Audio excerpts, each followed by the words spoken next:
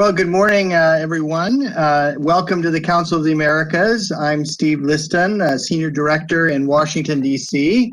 I'm pleased to be the host and moderator for this program. I think it's going to be really interesting. And we've got our guest there in video, so thank you for you made it. It was a little uncertain there, but coming in from Costa Rica. So it's great to welcome Katherine Serrano, Katie, as she's said we can call her, which we appreciate. Who is the head of FDA's Latin America offices. Welcome, Katie. We're glad to have you with us today. Thanks for joining us. Thank you so much, and thanks to everyone for being patient as we worked through some technical challenges this morning. It's always an adventure out here. You may notice I am on my phone instead of computer, which is part of the excitement that we had. But I hope that the video and the sound will work well, and I guess, and I really appreciate the opportunity to speak with all of you today. Well, thank you. Yeah. Thank you. Let me introduce you, and then we're going to turn it over to you. But I want to note from my experience that many people don't realize the extent of U.S. government presence and collaboration overseas beyond the State Department and the other sort of usual foreign affairs suspects.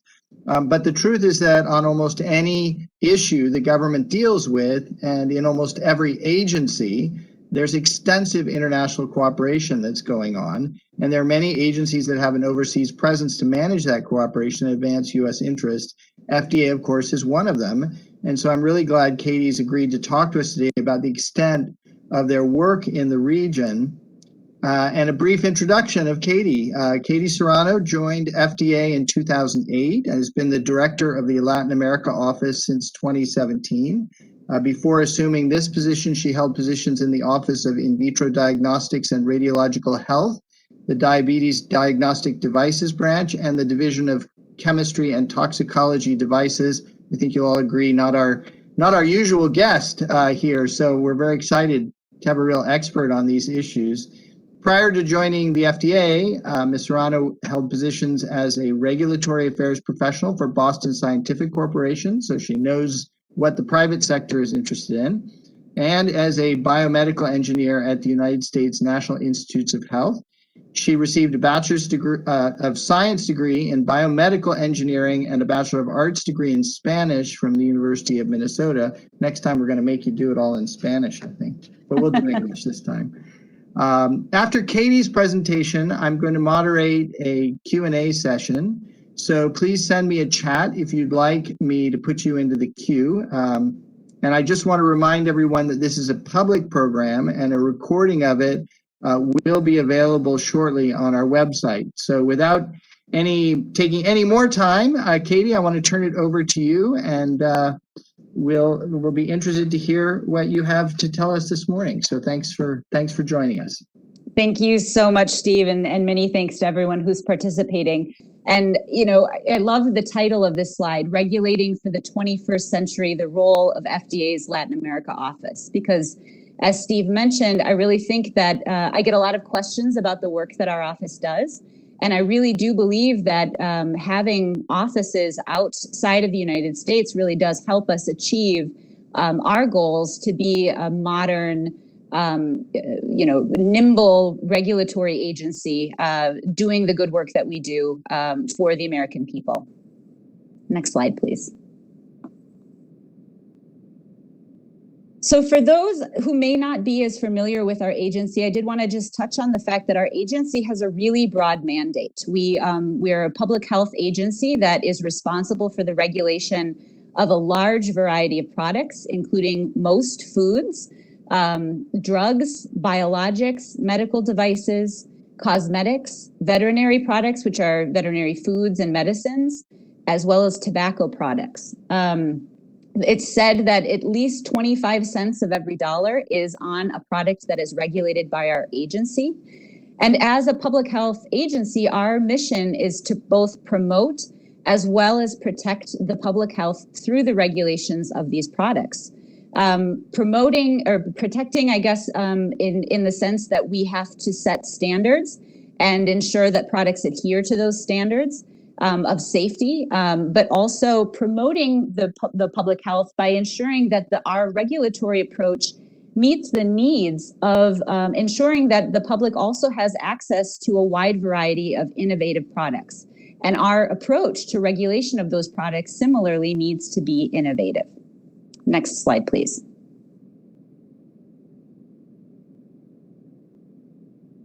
To help in that role, FDA has placed foreign offices throughout the world to address the growing challenge of having a globalized supply chain for all of the products that we regulate. We actually have foreign offices based out of China, India. We have 2 offices in Europe, and then we also have the Latin America office, which has 3 posts headquartered, of course, here in Costa Rica, where I'm located. Next slide, please. So my office, the Latin America office, covers a huge range. We cover all of Latin America, from Mexico, the Caribbean, Central America, all the way down through South America. We do that from 3 different posts. My headquarters based here in San Jose, Costa Rica, but also we have posts in Mexico City and Santiago, Chile. And I would say I want to emphasize that our mandate really is to cover all of the products regulated by FDA in this entire region. And we do that with actually a pretty small team, as you can see. And I wanted to mention, I'm not going to go through each part of our office, but I did want to highlight a couple of things. Number one, that the biggest office is actually not the headquarters here in Costa Rica, but rather our office in Mexico City, Mexico. And this makes a lot of sense given that a significant number of products that are imported into the United States from this region actually originate in Mexico. The other thing that I wanted to note about this slide that you might notice is that we have a lot of policy-focused staff members, and in particular, food policy-focused staff members. And this is really based on the types of products that we see imported into the United States in large volume from this region. The other note that I wanted to make is that we do have one, we call it CSO, Consumer Safety Officer, which is an inspector based in our Mexico City office. And that inspector is a food-aligned inspector, meaning that they focus their attentions on food-related inspections. In terms of how we leverage such a small team with a large region and a pretty large mandate, I wanted to set the stage by highlighting some key facts about this region and with relation to FDA regulated product, and then I'll go into kind of how we actually focus and prioritize our work to explain why we make those choices. I think first and foremost, as I've mentioned before, food really is a star player in the focus of our office. And that's in part because such a large amount of the food consumed in the United States actually comes from this region. It's actually estimated that 40% of US consumed produce alone comes from Latin America, and 25% of all of the food that we eat in the United States, produce-wise, comes from Mexico alone. So food is a major focus of our office, in particular produce. Medical devices is also a pretty major commodity area that we focus on in Latin America, because 23% of medical devices that are imported into the US actually originate in our countries. And I would say after China, Mexico is the country in the world that imports the most medical devices to the United States.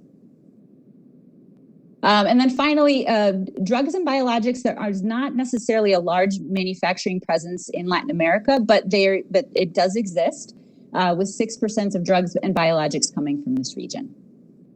So the focus of our office really is a couple of things. I think number one, we really try to collaborate with regulatory authorities and other stakeholders to provide policy analysis and guidance on FDA regulations. We also do conduct analyses on the products that are regulated in this region. We really do a lot of work to understand the global supply chains and try to identify and mitigate risks to the public health. We do a lot of education and outreach to promote, first, I guess, to make sure that folks that are interested in sending their product to the United States are aware of our laws and regulations, and then also that they have the ability to comply with them. And as I mentioned, we do have an inspector, a food-aligned inspector based out of Mexico City that does targeted and strategic inspections on behalf of our agency. So I guess with that in mind, I did want to touch on a couple of the major initiatives that our office focuses on. I'll go pretty high level, but certainly I'm willing to answer any questions about these at the end of the presentation. On the food side, one of the major initiatives that we have is the FDA and Mexico Food Safety Partnership. As I mentioned, there's so much, in particular, produce that is consumed in the United States that originates in Mexico.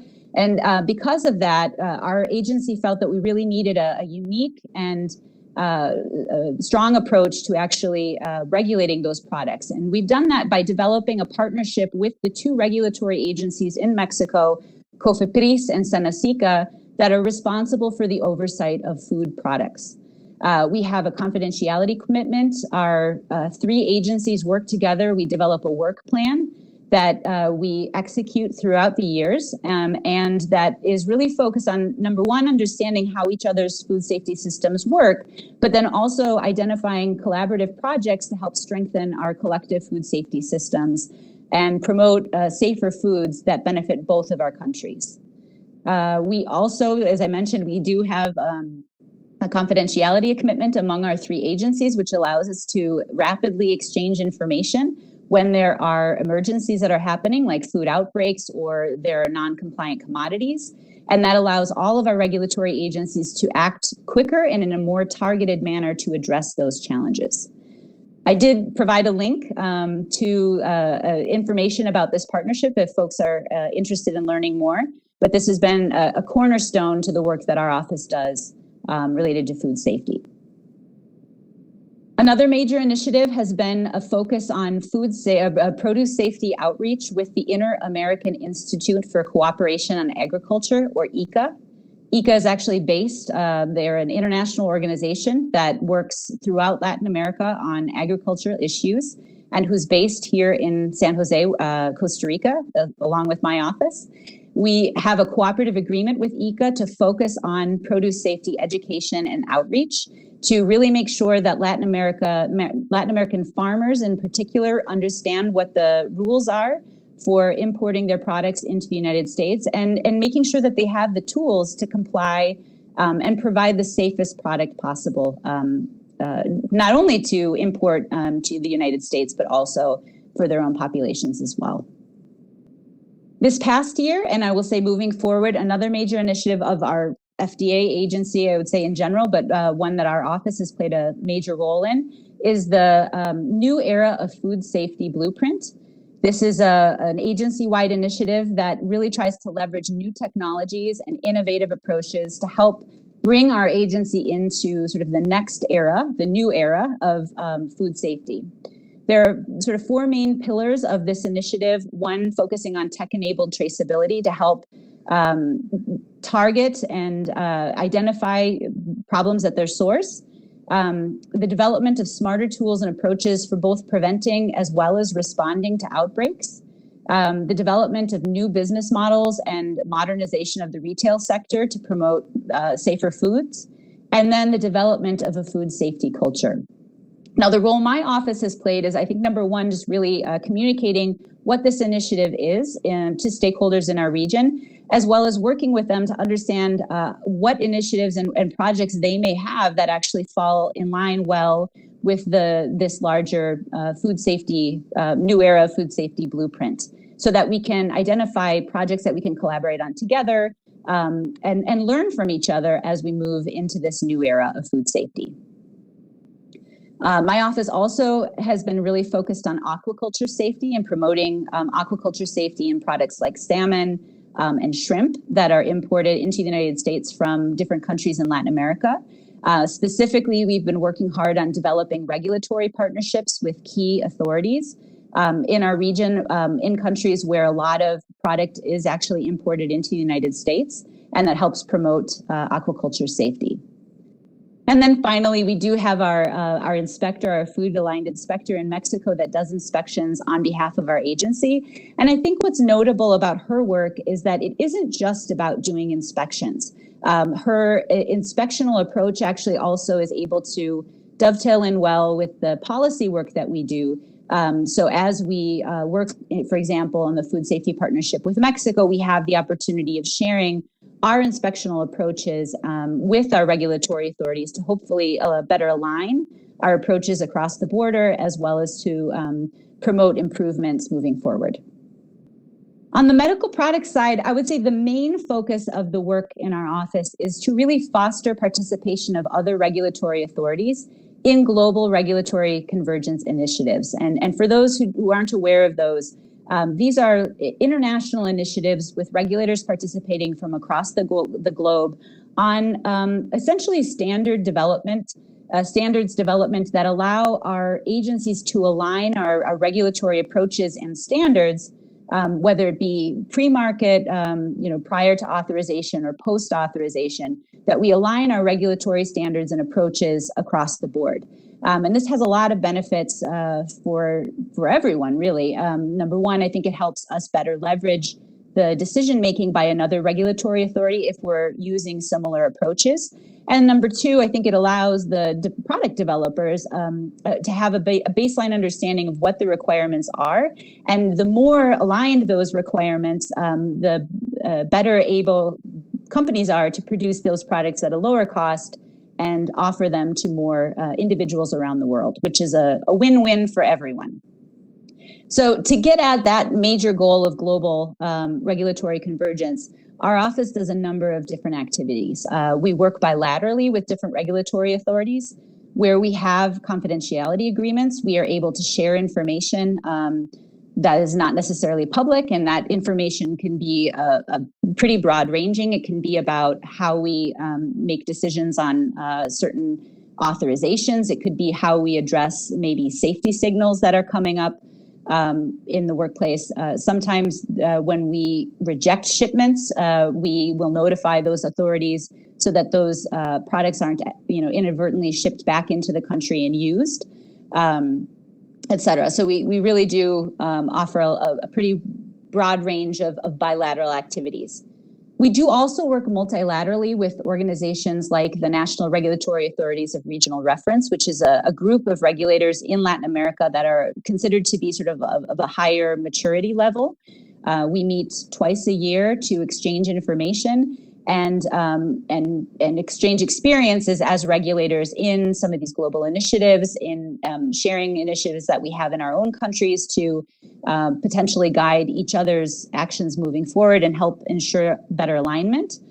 I'll say too, FDA actually just recently supported a landscaping study on comparing and contrasting the different regulatory systems in the Latin America region, and which identified some potential next steps forward for all of our regulators in the region, to better align to these global standards. Our office also participates in the PANDRA, the Pan American Network for Drug Regulation Harmonization, through a regulatory convergence project that we co-lead with Anvisa, which is the Brazilian regulatory authority, as well as Health Canada. And really, as part of that group, we try to put on different events, webinars, presentations, workshops that both inform other regulatory agencies about some of the global initiatives, and also share experiences about how our agencies maybe struggled, maybe how we were able to find successes in order to promote and encourage further engagement from this region in those activities. Next slide, please. Okay, we also participate with the World Health Organization on their global benchmarking tool, which is a tool used to help provide information about the maturity of a regulatory authority. So specifically, we've been participating in mechanism and in initiatives related to substandard and falsified medicines. We do engage actively with PAHO on medical device regulation, which has been a pretty major focus for our office recently. Through PAHO, we've offered workshops to different regulators from this region on the Medical Device Single Audit Program, or MDSAP, and the International Medical Device Regulators Forum, or the IMDRF, which is a global regulatory convergence initiative. We also work with industry Right now, we have a pretty active project with AdvaMed and the Inter-American Coalition that is really promoting information on medical device regulation, different standards that are used for that. In June, we actually hosted a series of webinars on the medical device single audit program to regulators throughout the region, again, to promote greater participation in these efforts. And we wanted to list out a couple of the benefits or outcomes from the work that we do. Number one, really being facilitating a better understanding of the U.S. regulations to help improve compliance, which is of course important to the U.S. consumer. But also improving knowledge of the FDA regulatory processes to facilitate mechanisms for reliance that could be implemented by other regulators in this region, and to optimize the use of resources. Through our work, we do know that regulatory systems and capacities of the authorities that we work with are strengthened. We also, as I mentioned, a cornerstone of the work that we do in the medical product space really is to promote engagement on these global initiatives, which we know result in improved access to innovative medical products. In times like these, the work that we do also really helps facilitate a rapid response to emergencies, and we're seeing that currently in the COVID-19 pandemic. And finally, really a streamlining of the regulatory processes in the region through alignment while maintaining a very high level of regulatory oversight. And so I wanted to, knowing the times that we are in, I did want to highlight the unique role that our office has played in this particular emergency scenario of the COVID-19 pandemic. Our office really has played a pretty central role in the U.S. response and in supporting the responses of the different countries in our region as well.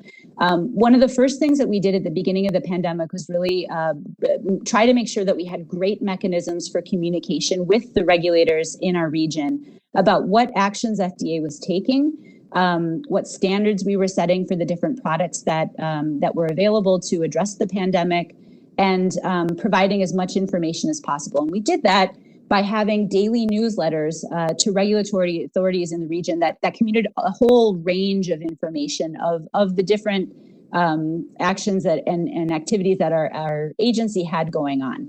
And so I listed a few here, but I'll mention a couple were really important, I think, especially sharing information about our emergency use authorization process and the guidance documents that we set forth for the different products that were being needed to respond to the pandemic were really critical. But also sharing information about fraudulent products, informational sessions that were being held on the FDA response. We really wanted to make sure that our regulatory partners in the region had access to that so that we could streamline the use of all of our resources in the most efficient manner possible.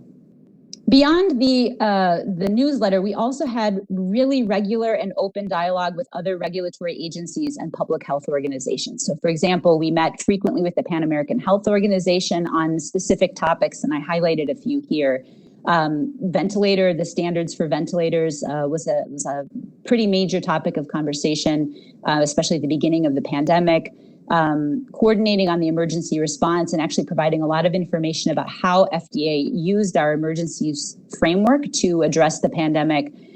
Frankly, in this region was just something that didn't exist in many cases, and I think helped the FDA experience and the FDA system helped shape a lot of the systems that ended up being used in other countries in this region throughout the pandemic.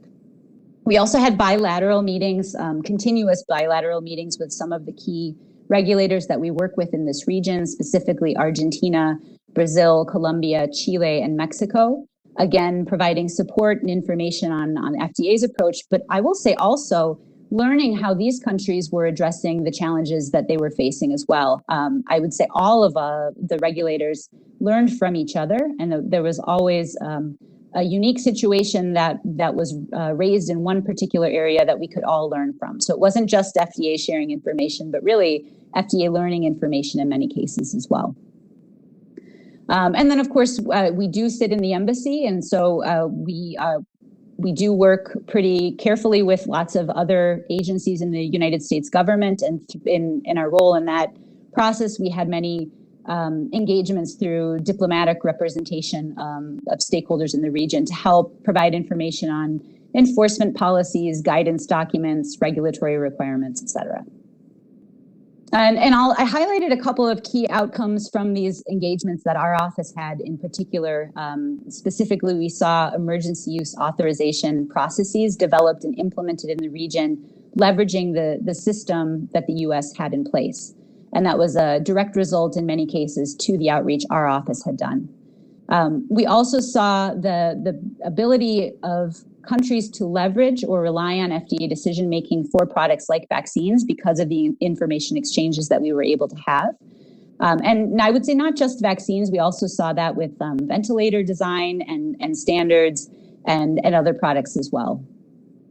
We know that the exchanges that we had allowed for more expedited access to the medical countermeasures based on FDA assessments. And we saw a greater amount of participation of Latin American regulatory authorities in the global initiatives. So for example, there were regular meetings held through this group ICMRA, which I've listed on the slide here, which is a forum for regulatory agencies to discuss different issues that they're faced with. And in the context of this pandemic, we saw a lot of Latin America regulators who had not participated in this group before coming to the meetings and sharing their experiences. And I think that this particular group was one of the highlights of the pandemic for me, if there could be a highlight, because I saw in the discussions of that group, a lot of regulators sharing their experiences, sharing their criteria, sharing the rationale behind their decision-making. And even when we as regulators may not have agreed in making specific decisions, we had a really good understanding of why those decisions were made, what the factors were in making those decisions. And I think that's built a lot of trust up in the relationships that we have with each other, and I think is going to serve us well in being able to continue to collaborate with one another coming out of the pandemic as well. All right, and I think with that might be my last slide. I know I'm a little bit over time, but I really thank you for your attention, and I open myself up to questions. You're perfect. You ended right on schedule. That's great. Thank you for that initial presentation. It really highlights the work that I think goes on below the radar screen and just how important that is, not only for the United States, but for the region. And when I was a diplomat many years ago and watched the work that your agency and others did, it was always so impressive to me how much that trust really mattered. So as you know, because I sent you a bunch of this before, I have a lot of questions that I've collected from various members, some of whom are with us today, some of whom are not. You cover the waterfront. FDA covers the waterfront in terms of our membership. It's harder to count the members who aren't regulated by FDA than the ones who are, I think. So I'd like to cover that. But what I'd like to do first of all is say, if you have a question, anyone with us, please send me a chat. We'll be happy to take that. You're welcome to turn your screen on or leave it off as you prefer, whichever you prefer. And also, just to remind, this is a public program, so your questions will become part of the recording. So if you'd rather just send me the question, I'm happy to ask it on your behalf too. I know some of you are camera shy and would rather not ask the question yourself. So feel free to do that either way, and we'd be happy to entertain them. But in the meantime, I'd like to pick up on some of the things that you talked about generally. And the first one is this issue of, which I thought was great, innovative regulation for innovative products. We know the world is just changing. I mean, everywhere we look, one of the big things that I've seen is how hard it is for regulators to keep up with all of the innovation that is going on. And of course, we often think of the tech sector, which is big, but the reality is that's going on everywhere. I mean, the pace of innovation is huge. We've got a global supply chain. So I wonder if you could talk a little bit about your work with Latin American regulators in terms of helping them. We know that FDA has some really innovative processes. Just in general, to begin with, how is that playing? How do you work those issues of innovation and innovative products as a regulator in the region with your regional counterparts? It's a great question. And I would say in some cases, it's built into the approach that we take with our regulatory processes and procedures. And what I mean by that is, I think we recognize that industry has a huge role in driving innovation, both in terms of the products that they're developing, but also in terms of the technologies behind that. And so we really can't not work with industry to make sure that we understand what those technologies are and be anticipating, what our agency needs to be doing and needs to be thinking about ahead of time to make sure that we are able to address it once those products come to us for review. And so in our regulatory processes, we have the ability to engage in a very transparent and open manner with industry. And that ability to engage with industry allows us to anticipate and to adapt our regulatory approach, looking into the future. So I will say, in terms of how we work with regulatory authorities in Latin America, we often share the principles of how our agency can work in an open and transparent manner with industry in a way that is completely appropriate for a regulator, and share some of the principles and kind of processes that we use to make sure that those processes are transparent, open, and above board in terms of conflict of interest, et cetera. So that's a major, I would say that's a major element of the types of conversations that we have with regulators. And then also, I think just by encouraging them to participate in some of these global convergence activities or initiatives allows them a greater awareness of how the standards that we're developing as regulatory authorities actually can anticipate some of those innovative products and sort of technologies that are coming down the pipeline. So I think it's both having that mechanism on the countryside to be able to engage in an appropriate way with the industry that's driving a lot of these innovations, but also making sure that there's a way for regulators to interact with each other and develop standards that support those. Wow. So you've talked a lot about innovation on the food safety side, and I got, we understand that's where you spend a lot of your time, but I have some specific questions about some of the other industries that you all regulate. And so I want to go sort of a little deeper dive into some of them. I have a question here in the chat, which I'll ask since it was put in the chat. Maybe you can see that, about cosmetics and household cleaning products to migrate them from a sanitary registry or pre-commercialization surveillance to a post-commercialization or market surveillance system. And how can regional trade associations get involved to help on this regulatory convergence task? The question's asked with Central America, but it could be asked for the whole region. So there's a question, great question.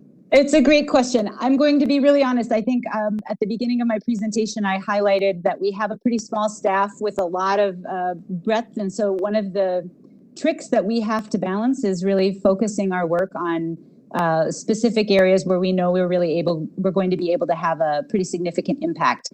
That said, our office does always support any inquiries that we get. And so I'll mention, on the topic of cosmetics specifically, this has not been a major focus for our office. And so I'm usually, when I get a question about cosmetics, I defer them back to the center.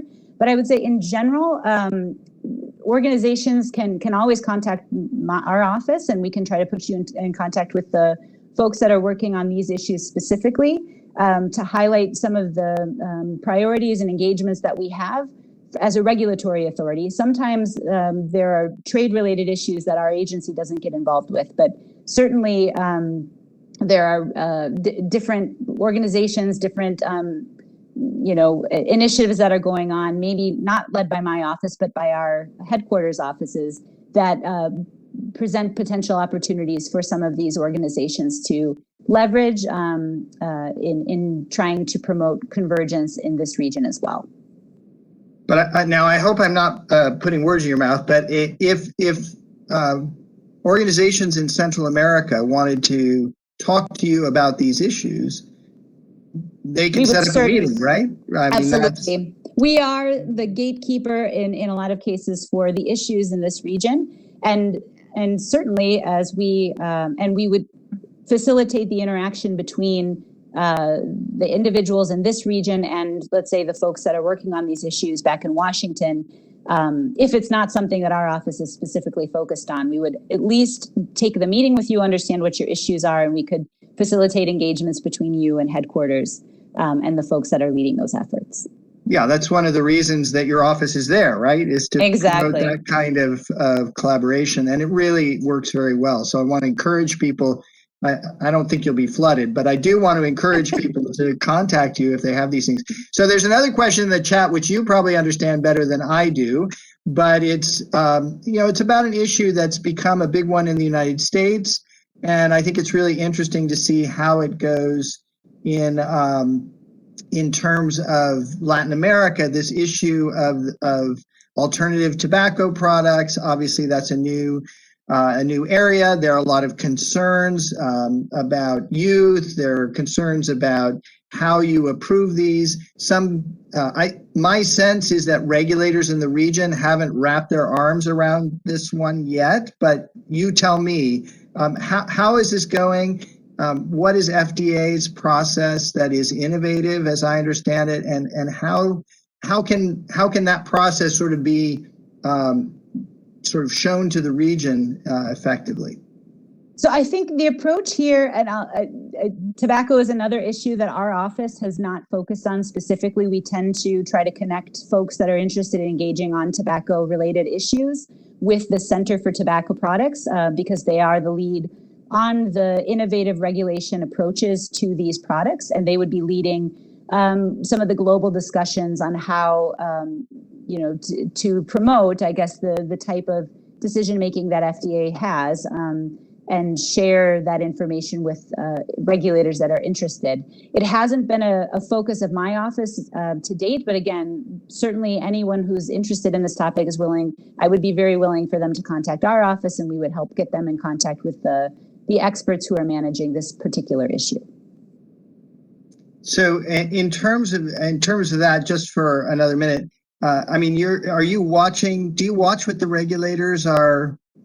Sort of how they're managing this. Do you have a sense? You mentioned that your approach is to work with industry on these things, but that's not been the typical, from my experience over 25 years, not the typical approach of Latin American regulators. It's often seen as an adversarial approach, right? These and often there's a huge distance. Is that changing in the region in general? Is it changing with these types of innovative products like smokeless tobacco or heated tobacco products? I mean, is that something that's changing now? So I couldn't speak to the tobacco issue because, like I mentioned, my office is not focused on that particular issue. But what I will say we have a lot of engagement on the medical device side with industry and with regulators. And I think we do have to be very careful in how we engage industry when we're talking about regulatory convergence initiatives because of the sensitivities that exist in Latin America, particularly related to how regulators are able to work with industry representatives. And so some of how we manage that is by, for example, we just did a webinar series with the Inter-American Coalition, which is an industry stakeholder group. We did a webinar series where FDA and Anvisa presented on different topics, and regulators were happy to participate because it was an information sharing event. At the end of the sessions, we actually had a regulators only forum where we could discuss directly regulator to regulator how our agency considered these approaches, what challenges we saw, how we wanted to move forward, et cetera. So I think the way that we structure conversations can be important in how we're actually able to promote those longer term goals of finding convergence. I think there is a role for industry in helping facilitate the sharing of information, but there's also a space in which it really needs to be regulator to regulator, government to government. Absolutely. I mean, you mentioned the trust issue before, and I think a lot of it is building trust. But that's, our members, our corporate members are all interested in that, right? How do we, in every forum that I watch the participation of industry and government, there's a big interest, particularly with regulators, in how can we as the private sector, and the council represents a lot our private sector members, how can we as the private sector best engage with different government entities or groups of regulators so that they at least have the benefit, particularly in this environment where innovation is moving so rapidly that it really has to be hard for most regulators to keep up with where various products are going. So what is your thinking on it? This Anvisa process sounded very productive. Is that the right way to go? What do you see as being effective ways that the corporate sector and the people who are regulated, the industries, can engage better with regulators so they understand what's going on better? A lot of them don't have the resources FDA has, obviously. So what's your experience just in general on that? So I will say, I think one of the things our office does is we do hold regular meetings with a lot of the industry stakeholder groups so that we understand what issues they're dealing with, what the pain points are.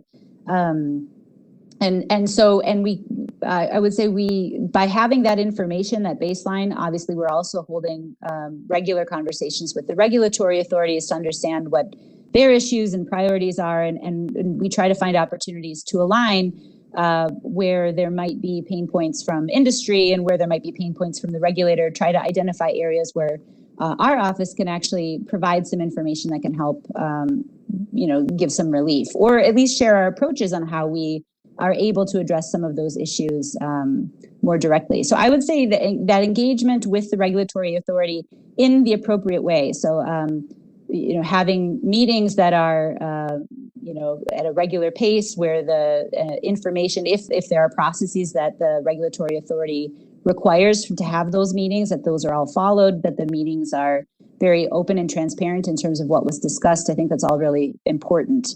By understanding, I think, each other's needs, we're better able to define the problem and then seek solutions. So certainly in our office's case, where we take all of the information that we get from both industry as well as the regulator, and we try to develop strategic ways to address all of those issues. Yeah, and I wanted to highlight that I saw that in my diplomatic career. And you mentioned this work together with different agencies and embassies. When I was in Chile, FDA and the Commerce Department and the Economic Section often would meet with U.S. companies together, to hear what they were saying, to make sure everybody was on the same page, to give the best advice about how to work an issue, whether it was in Chile or somewhere else in the region that was covered. And I imagine you spend some time, I hope you spend some time doing that with your colleagues. I imagine you spend a good amount of time. That's a great point, and thank you for raising it. You're right. We do engage with different parts of the embassy. And I think what's nice about our office being able to sit inside the embassy is that we have a better sense as to what issues another section might be the better point of contact to engage on, and which issues are FDA related. And sometimes the sections of the embassy that really can help may not have the technical knowledge or understanding to be able to do so without our support, our office's support. So we do often go to meetings where there are different issues that are raised with multiple sectors of the U.S. government represented, and we provide support to those other sections.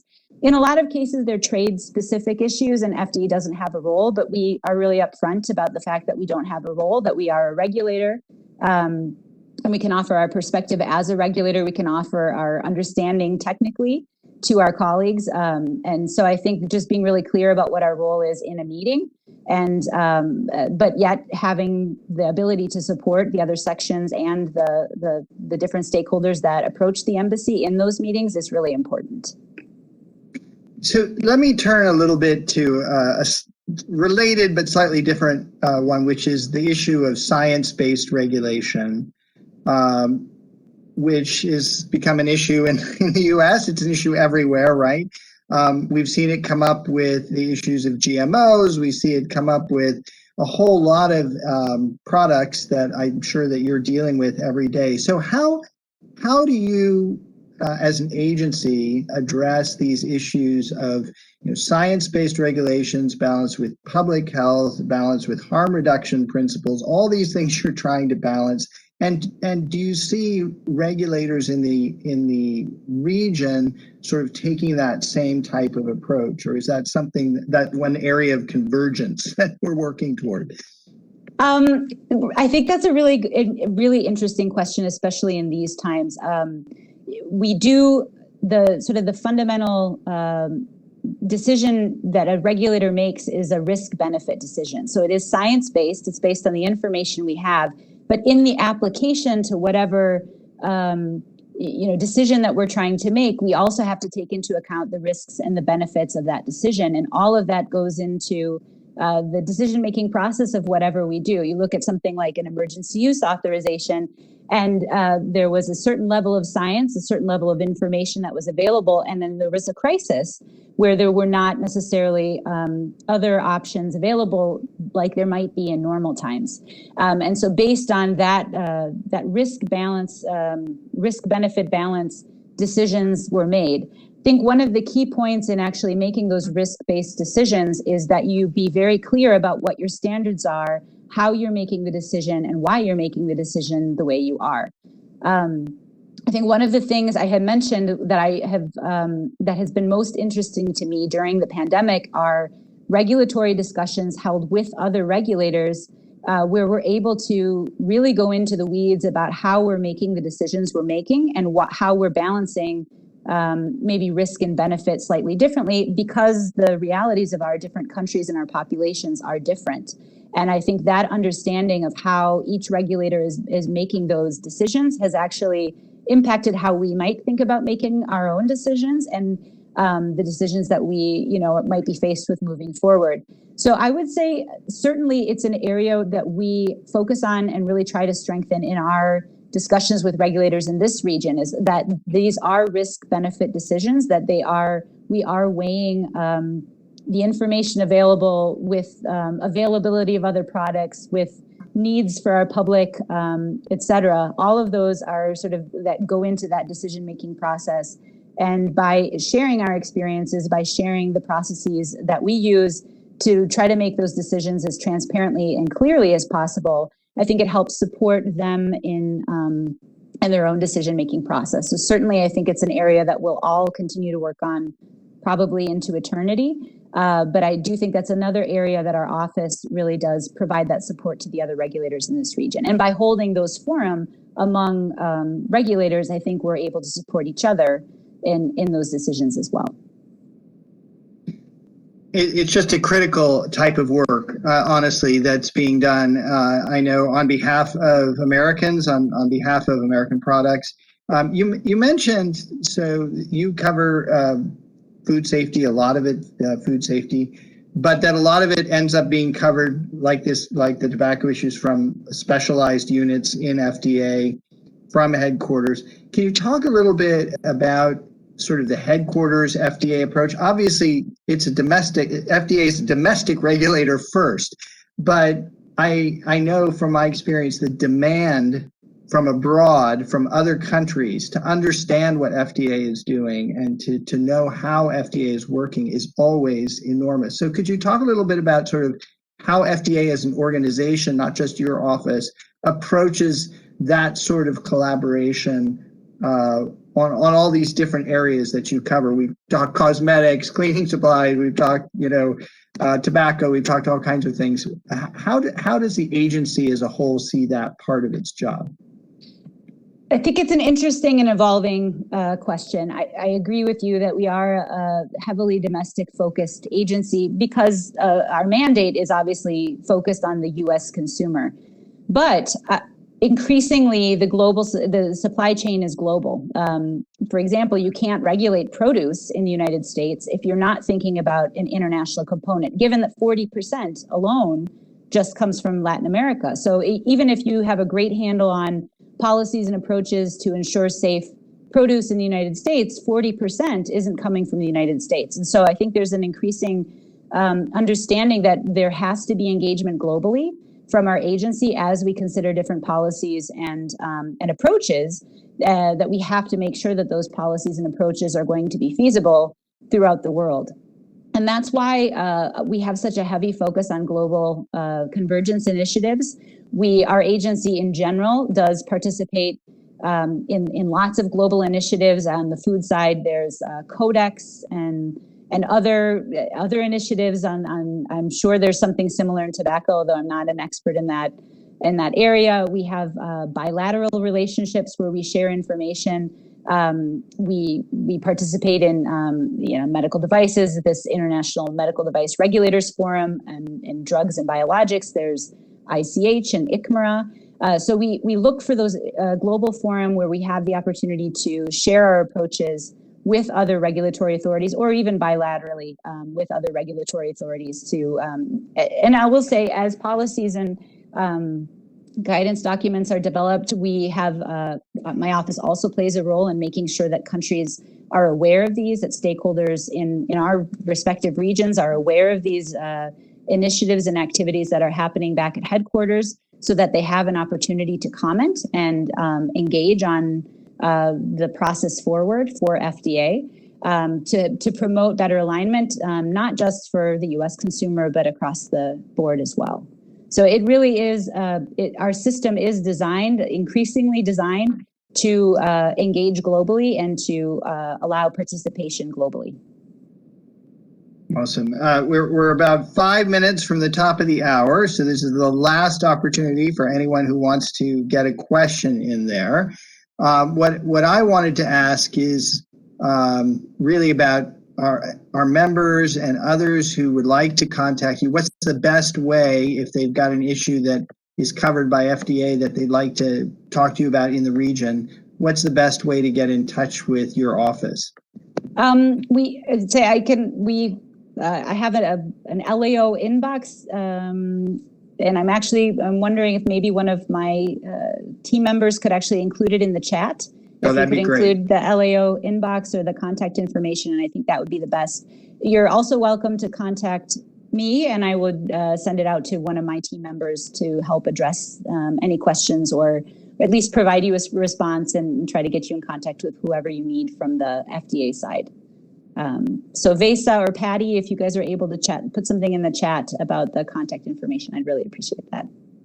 And then let me ask, on behalf of those who are watching, who are not U.S. companies, but might be companies in the region, Latin American companies who, have products that they'd like to sell into the United States, as many, obviously a lot of food exporters, but not just food, I imagine processed foods as well, so things that are already being exported.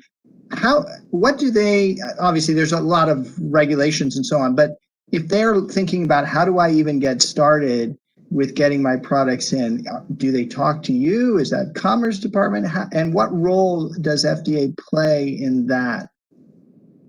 So our office, I would say, number one, there are very detailed, there's a lot of information on our website that describes the different requirements for companies that are interested in sending whatever type of product to the United States. And I really encourage people to look at that first.